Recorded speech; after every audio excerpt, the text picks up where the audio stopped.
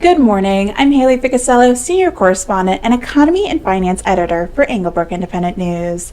The latest economic data released Thursday by the U.S. Commerce Department painted a picture of an American economy that continues to grow, but at a slower pace than many economists expected, and one that still faces stubborn inflation pressures despite some encouraging trends beneath the surface.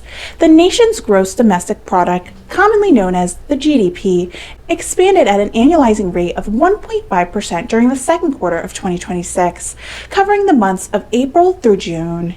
That represents a slowdown from 2.1% growing records during the first quarter and fell short of economics expectations of approximately 1.8% growth.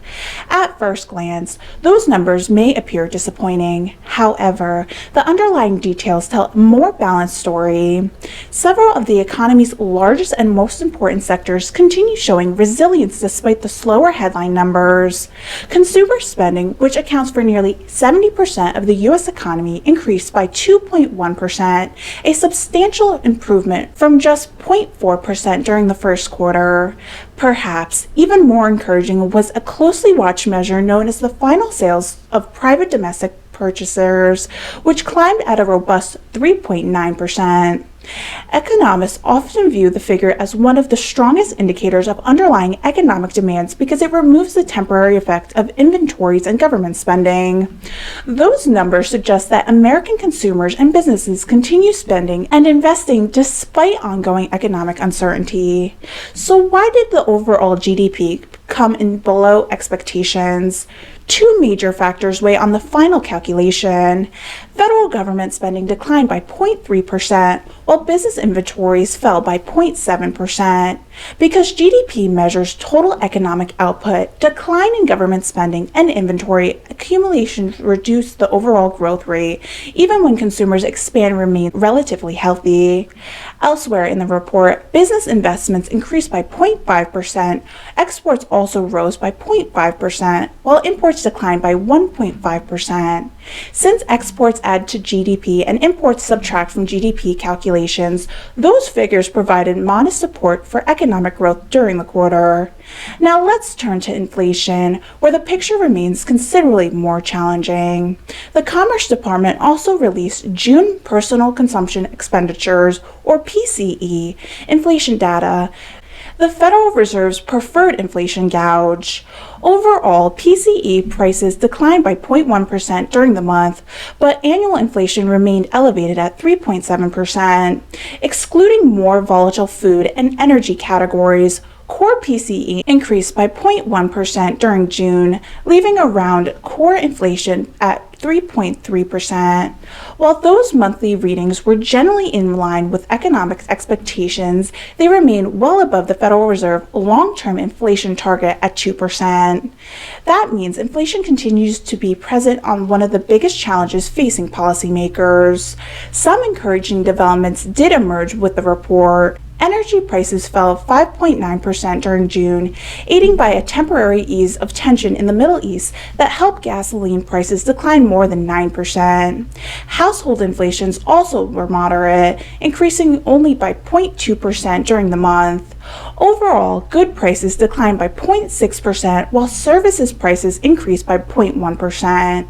Those improvements suggest inflationary pressures may be easing in certain sectors. However, on a quarterly basis, inflation remains considerably stronger.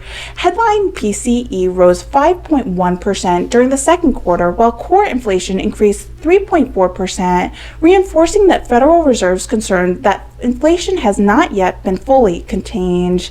Consumers also continue feeling financial pressures. Personal spending increased by 0.3% during June, matching expectations. However, personal incomes rose only 0.2%, below economics forecasts. Perhaps most concerning, Americans continue drawing down their savings to maintain spending. The personal savings rate fell just below 2.7%, its lowest level in 4 years. That suggests many households are relying less on income growth and more on the existing savings to support everyday purchases. These reports arrived just one day after the Federal Reserve voted 9-3 to leave its benchmark interest rates unchanged at 3.5 to 3.75%, where this has remained throughout this year. The three dissenting members argued inflation continues to pose significant risks and expressed concerns that progress towards the Fed's inflation project has slowed.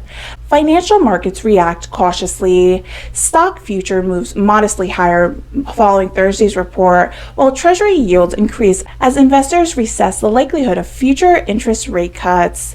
When comparing Thursday's Commerce Department data with the broader labor market picture reporting this week by the Bureau of Labor Statistics, a consistent theme emerges. Employment conditions have remained relatively stable, but inflation continues to complicate the Federal Reserve's policy decisions. A stable labor market helps support consumer spending and overall economic activity, yet inflation remains elevated enough to prevent policymakers from declaring victory over rising prices. Taken together, Thursday's report suggests that the United States economy remains on a stable footing, but the growth has moderated while inflation continues running above the Federal Reserve's objective.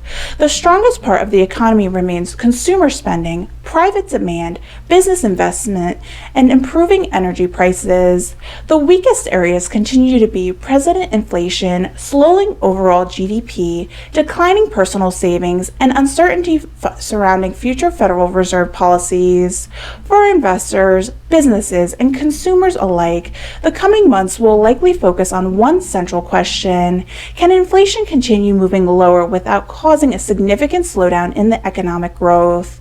That answer will play a major role in determining the Federal Reserve's next policy decision and the direction of the U.S. economy for the remainder of 2026. For Englebrook Independent News, I'm Haley Ficasello. Back to the studio.